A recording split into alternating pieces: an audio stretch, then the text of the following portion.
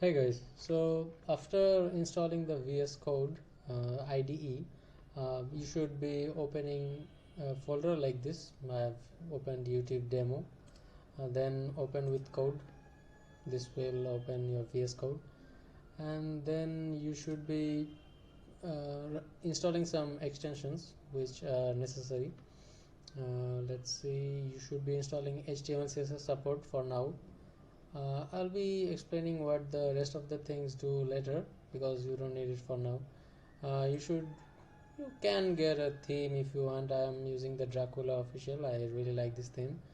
You should be installing auto rename tag as well, extension auto rename tag, and Dracula official if you want the theme. And then you can install HTML CSS support, which is really useful.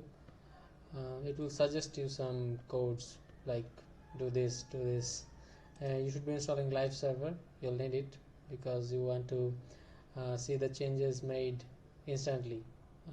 It will be a local server, let's say, for your computer.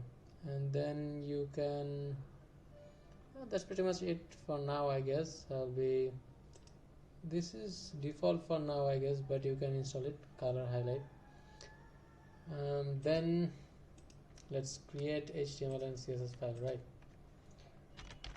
So normally you'd be naming your HTML file index.html, and CSS file I like to name it styles.css, but you can name it anything you want, but index.html is a convention, let's say.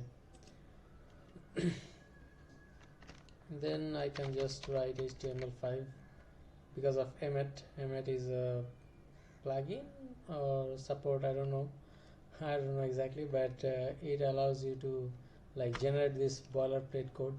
I'll be writing all of this with hand and explaining what these do as well, but for now let's just see some results, right? HTML, and I'll link the CSS styles. I'm connecting the CSS with the HTML here, right here. Now if I do this body, I target the body, I'm targeting the body, and background color red, let's say. Let's open it with live server and see the result. Oh my god, that's horrible. Let's just change it to something else, like what, aqua. Okay, a bit better.